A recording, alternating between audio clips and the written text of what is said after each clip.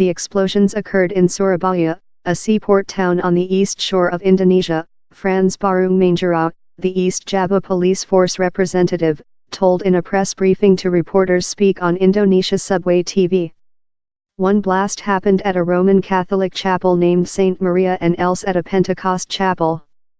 We suspicion it is a suicidal bombshell try. We include identified one sacrifice, it cited the police force representative as proverb. He told a suspected suicidal bomber aircraft dead at the stage and else man dead in clinic. 2 police force commanders were amongst such undertaken to clinic in injuries, he told. Police force include close off all 3 locations as they job to identification the victims. The is a evolving history.